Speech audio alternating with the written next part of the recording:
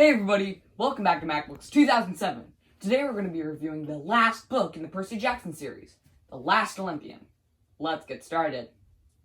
After the Battle of the Labyrinth, Percy has been sharing some time with his mortal friend, Rachel Dare. Beckendorf blew himself up while destroying the Princess Andromeda with Percy's help. And what is this?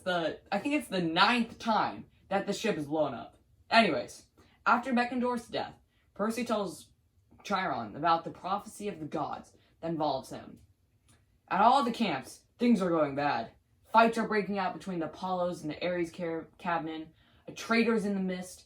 Grover is missing, and every day, more and more undetermined demigods are transforming to the evil side. Percy agrees to Nico's plan, which we don't know yet, and they both go to Luke's mother to try to find the answers. They learn that Luke jumped into the river Styx and became invincible, just like Achilles. How they learned that from a woman who went crazy trying to host this oracle spirit, I do not know. Anyways, they meet Hestia, and at one point call her the Last Olympian because she was the last of the gods to stay back and fight at Olympus, whereas all the other headstrong gods went and tried to fight Typhon, the giant monster that is going to destroy Olympus in Manhattan. Percy and Nico go to the underworld after escaping Hades, and Percy falls into the river Styx and becomes invincible. He defeats Hades in combat and barely manages to escape. But not really, because everywhere he went, when monsters tried to kill him, their attacks would just cause no harm. Threw a spear at him, it would blow up. They meet in front of the Empire State Building to fight the monsters of Cronus' army, but things aren't looking so good for them. It turns out they are outnumbered 7-1, and they don't have the gods' help. But they do have Hurricane. Literally. Percy's invincibility has strengthened his sea powers. He can basically just destroy 2/7 of Cronus' army single-handedly in less than 1 hour. Percy fights Cryos, the god of the West, and kills him without a scratch. Grover and him proceed to kill Hyperion by turning him into a tree, with wood-living magic. The god of fire is now a tree.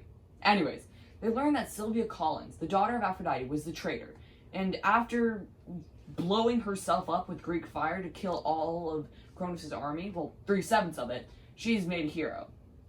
The last of the army retreats as the monster Typhon wreaks havoc in New York, but with Percy's help, Poseidon traps Typhon underwater and destroys him for all of eternity.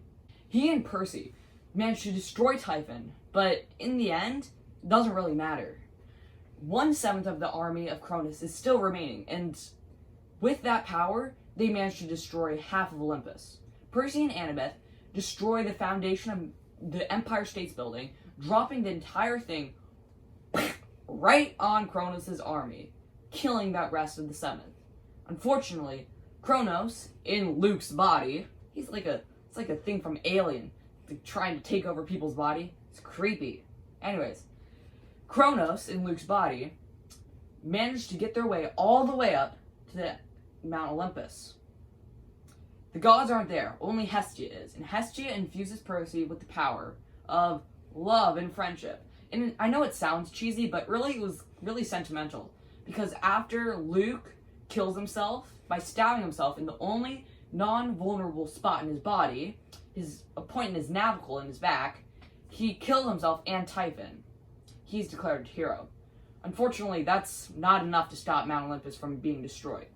After billions of explosions blow up all of it, Percy puts Annabeth in the only safe orb, an orb that completely protects anyone inside of it and takes them to the destination. After sending her to Camp Half-Blood, he's killed by the explosions. Ironically, Zeus, king of the gods, manages to save him. But that doesn't make any sense. I think it was Poseidon, because Poseidon wanted Zeus to have Percy live again. Anyways, Zeus brings him up and offers him eternity. But he doesn't really want that. Instead, Percy says, I want all Half-Bloods by the age of 13 to be claimed. And Zeus says, alright, I'll accept that. So, after Percy and Annabeth go back to Camp Half-Blood, Rachel Dare is declared the new Oracle. And most importantly, out of all of this, Percy and Annabeth start dating. Now, everything seems fine, right?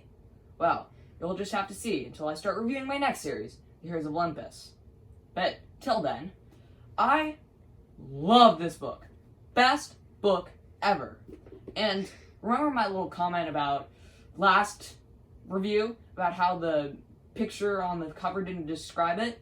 This is pretty much what Manhattan looked like. That's typing right there. It was amazing. All the characters, so well described.